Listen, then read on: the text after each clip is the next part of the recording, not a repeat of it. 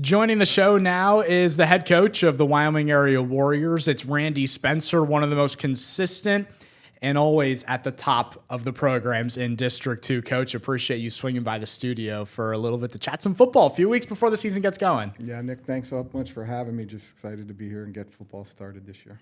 Another successful season for you guys a year ago, 11-2. Does it get boring for you winning constantly? It's got to feel pretty good, right? To every single year stack up those 10, 11 win seasons, I would imagine, right? Yeah, we're just blessed to have such a tradition-rich program, and when we have the kids come through, talking a little bit about the alignment, we've got great alignment with our youth program all the way up through our varsity. So our community's so supportive. We're tradition-rich, and another great year last year with a very strong senior class. Some guys going on the next level to play, and a lot of them just tremendous coming together. Making contributions and really elevated to that level where they played in the district championship and became a great team that had a chance to go on a run. So very proud, and we're excited about this year as well. An extremely talented senior class from last year, a couple guys going to play at the collegiate level. I'm curious to know, when you've lost so many valuable pieces from the season before, what's the thought process the next 6 months after the season ends? You give yourself time to reflect about the year, but then you're focused on, in this case, 2025. When you're going to have so many holes on offense and defense to replace, but you've seen the guys in practice that you have an idea of, you might be a starter. We could be more of a competition. What's that process like for a coach? We've talked to a couple coaches, and they've got solidified quarterbacks from the year before. They've got solidified running backs, weapons, defensive ends, whatever it may be. But for you, there's a lot more holes to fill. How is that for you as a coach to go through that process throughout the summer leading up to week one? Yeah, so as a high school program, you don't have an opportunity really to have all those slots filled year to year, maybe as you would in college when you recruit and you bring guys in and develop them at the position. So you're really developing football players. So that's our approach throughout our program. So when young players come in 7 through 9 and they're in junior high and then they engage with us at a varsity, we approach it from a developmental standpoint, and we ask everybody to be open-minded and be a football player first before they're a position player. But obviously we're evaluating and we're skill developing, and we're doing that throughout the different levels of our program. So as much as we're excited to see those guys come mature and come to fruition and play at that high level, near the end of their varsity careers, but we're also always looking at the development of our younger guys. So we certainly have the eyes on the guys, that potentially are quarterbacks, and we're developing those skill sets as they come up and through. And the other opportunity, or skill guys, or linemen, second level, whatever it is. But it's also the key for high school football is players have to play games at all levels. For their engagement and their interest, but also for their development. They've got to be doing those things competitively. So every player, we feel very strongly about in our program about having a game to play every week and maintaining an opportunity to play a game. To build those skills and develop as players, and then kind of let those positions reveal themselves that they're going to land in, and they're going to kind of be at home with. But that being said, in high school, we've got to be very diverse, and we've got to be very multiple. So we ask our guys to approach it and always be open to be football players, not just a designated position player. Mm-hmm. And Coach Spencer, we talked a little bit before the show. You've had, I guess, a blessing at the running back position. You had Aaron Crossley 2 years ago. You had Lidge Kellum last year. What is that position room going to be looking like heading in to this season? So obviously high-level guys there. Aaron Crossley at Lehigh University. He was able to come back and work with us this summer, so it's always great to have our guys around and inspiring our guys.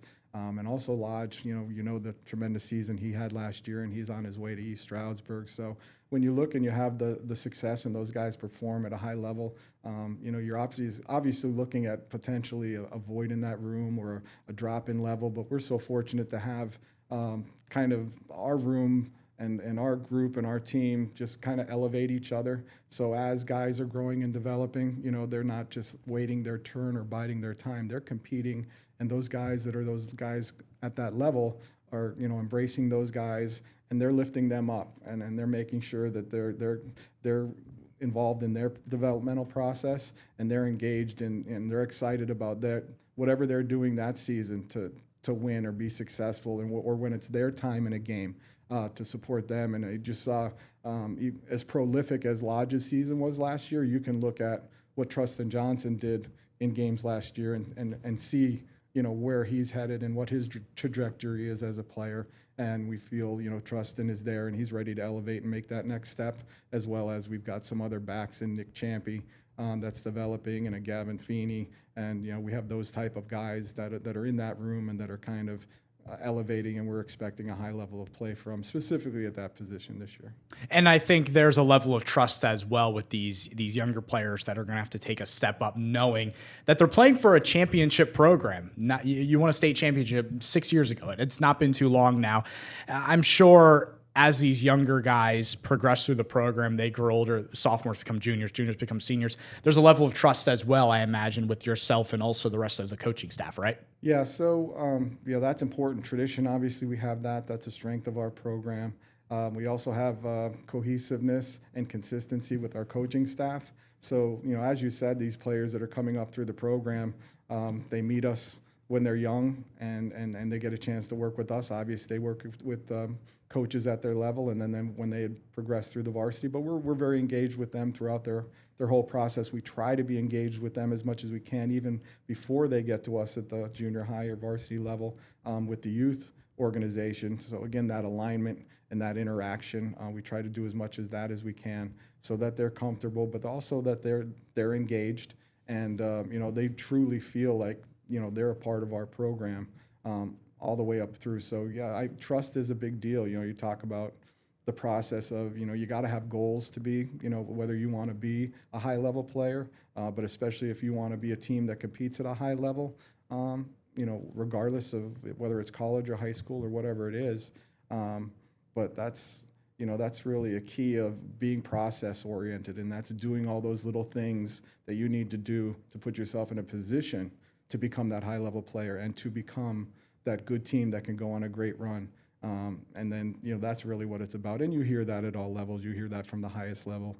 You hear that from the established programs that are tradition rich and consistently successful at the high school level. You have to have those goals and you have to set those goal highs, but you can't be focused on the end goal. You have to be focused on what are you doing every day. And, are your kids genuinely, and a great word for it is trusting in us and our program, so that they will engage and genuinely go through and be involved in that kind of process. And that's really what allows you to be successful consistently. You talk about competing at a high level. Usually it starts at the quarterback position, and you lose a guy in Anthony DeLuca that was a multi-year starter. He was a multi-sport athlete. Where do you go with the quarterback position now? And if you don't want to reveal who the week one starter will be yet, is there a competition? What does that position group look like at this moment as we get to practices August 4th and eventually that week one game against Crestwood? Yeah, so very proud of Anthony DeLuca and the season that he had last year and his return to our program. He got away from our program at a younger age. He was involved as a 7th, 8th grader, and then he focused on basketball, baseball. He returned to our program as a junior and just did a great job and kind of built up his experience and his ability to compete as a junior, and kind of went through a regrowth process there. But really, as a senior, stepped up and from a production standpoint, really one of the top quarterbacks in District 2. So going forward, like again, you say losing a running back or losing a quarterback, what do we look like? We have 2 high-level football players that are going to be transitioning into potentially that position this year. One, Luca Pechny is an all-state wide receiver, and obviously at the next level, that's going to be his home if he chooses football. He's also an all-state basketball player. So just in terms of a football player, Luke has the ability to play quarterback and play it at a high level, and he's been working to be able to do that if that's the best fit for us. And Jack Ravine is another very talented player, outstanding track and field athlete, strong sprinter, one of the top javelin throwers in District 2. So Jack is also now going to be that other player that right now is between he and Luke that are going to be able to play quarterback for us. And it really may be a situation where situationally you may see both of them because they're really the two that are going to be ready to play at that position and play it at a high level and transition into it and run the offense and do all those things that you're looking for. So like you said, those two players, either of them at any given time can play quarterback and really give us what we need out of that position. And I guess every good QB needs a wide receiver to throw to, and I know Wyoming Area primarily a run-first team, but you mentioned some guys here. Luke Kopechny, he was that wide receiver for you last year, totaling 130 yards and a TD. But what does that room look like as far as the weapons he's going to have at his disposal, and who's going to step up in that position? Yeah, so if Luke obviously is on the outside, he's going to be the primary target. He's that all-state caliber receiver. Obviously, everyone's focus will be on him, not just from our standpoint, but whoever we're playing. But Jack Ravine was actually the other starter at wide receiver. He elevated to that position last year. We have guys out of the backfield like Trustin Johnson that will work out in our passing game as well. Gavin Feeney. We have a Josh Maruk at tight end that's going to be a high-level player. I feel he's going to be one of the best players in District 2, also on the state level. You have a Donovan Miller. You have a Drew Keating. You have a Ronnie James. So we have guys that, again, are younger players, a little less experienced, but very talented and are going to elevate into those spots and again, have potential to be high-level players. What do you now 3+ decades coaching at Wyoming Area, your alma mater? What do you still cherish about the Friday night season in the fall? And for Ricky, I know he's grown up here. He knows how special high school football is in NEPA. But for myself, coming from Connecticut, I only learned about it a couple of years ago. And as I've been here at WBRE, it's going to be my 3rd season covering football in the area. But I've been able to admire just how special it is. And on a Friday night, everyone knows where they're going. They're going to support their school. They're going to support their community. But for you, getting to be on the sidelines and getting to be the head coach of a program that has so much rich history, how cool is it for you? Do you ever think about just how special and honored I'm sure you feel to be in the position that you are? Yeah, so it's just it's a deep pride, and it's a feeling of great appreciation for what we have with our program and to have be able to be a part of it for so long. As a young student going to games before I was a player. In 1980 we played Pottsville in an Eastern Conference championship game, and at that time that was a state championship caliber game because there were no state championship games. Pottsville was maybe the top ranked team in the state, and we win a close game at home, and it's it's just something as a young kid being a part of and being there and witnessing as a fan that just one of those things that impresses your life, and then taking that forward from that. So obviously you're a huge fan, and then you get into playing and coming up and becoming a player in the program that's led by Coach Paul Maranka, who was my mentor, Pennsylvania State Hall of Fame coach, and get a chance to play and then to coach with him and for him, and then all of our coaches who everybody has played and continue to be able to stay with our program and support our program and coach and have that kind of continuity and that kind of consistency. So what's really always resonated with me, even from just the young when you had no idea, was what the feeling is to be a part of our program. And we call it Warrior Pride. A lot of teams obviously have tradition and pride and of their own, but we truly feel ours is special. And we just share that feeling of pride, and it shows itself with the continued engagement and the consistency of our coaches and our alumni program. We've got an alumni association that contributes at this point millions of dollars that we wouldn't be able to do what we've done and have the success on the field or in the classroom or out in the community that we've had without Coach Marenka founding that foundation, and our president, Mr. Lou Bikes Champy, leading that like no other in terms of going out and outreach to our alumni and having them contribute and having them still feel connected and engaged, and having everybody come back for events like we had last week, our Pride Camp, and get back on the field with us and our kids, and the golf tournament the next day, and just the consistent care and feeling of pride that's expressed, and that's really what it is. And so I've known that, and I felt that from a young age, and continue to feel that, and that feeling is what really is special. And just you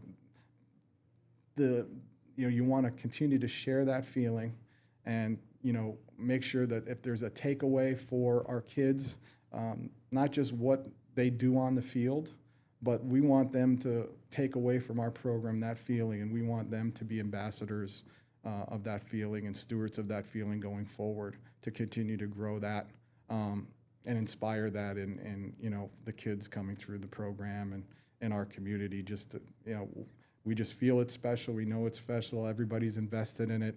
But really, it really comes down to that genuine, authentic feeling of pride in our program, and the need and the want to continue to share that with as many of us that we can. You use the word pride. You talk about alumni. There's a guy I have in mind right now that was playing in Miami about 7 months ago for a college football playoff semifinal that you coached not too long ago, by the name of Dominic DeLuca. Does this surprise you at all to see how big of a piece he's become on that Penn State team, to think you were coaching a guy and he's a walk-on, and his story's tremendous, going from a walk-on to now this season he's going to be a starter on potentially the #1 college football team in the country? Does this surprise you at all, or is this what you expected, knowing him and watching him grow up? So if people, if myself or anybody else were to say it would not be a surprise, probably wouldn't be telling the truth. However, I have the opportunity of knowing Dominic as as young as you could possibly be, coming up through a program as a youth player, and then into our program, and obviously the career he had with us. So Dominic obviously is a special, not just athlete and player, but he's a special young man.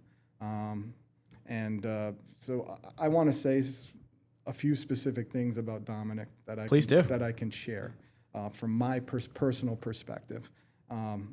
What everybody sees and what anybody thinks is great, and that's what they should see and think, and I'm sure they think great things of him.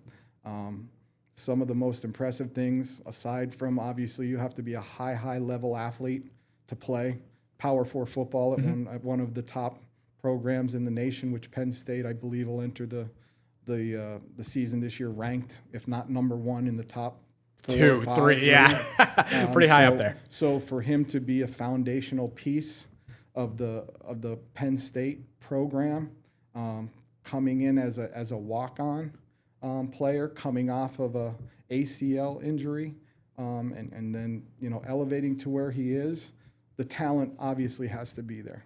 But the things that stand out to me about Dominic, #1, football IQ. I know it's a big macro term, but he's top of the charts. If you could evaluate it, whatever the rating would be, it would be through the roof. He's got that field awareness. He's got that spidey sense, so to speak, out there on the field. Not just pre-game prep, but in-game, adapting, becoming aware, and as the game goes on, being able to, those intangible things you need to know to make plays and put yourself in positions, and also communicate that out to put your team in positions. So that's #1. #2, toughness. People talk about toughness, physical toughness and mental toughness. Probably the toughest person I've met. I've met a lot of people. I've met a lot of players. Sure. So that's also #2. #3, leadership. There's a lot of ways to lead. Some people are more vocal. Some people do it, with their play and by example. So Dominic does all of that, And, you just didn't see it obviously you saw it at Wyoming Area, the way it played out, but you are seeing it at one of the highest levels. And to be a foundational piece and to be selected as a captain the last 2 years, and, I'd imagine that's going to be happening again this year.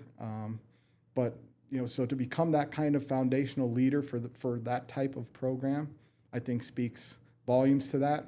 But probably the biggest piece, and the other part about leadership is not just, the vocal part or what you're doing, but your ability to elevate and inspire other people to go to a higher level of play.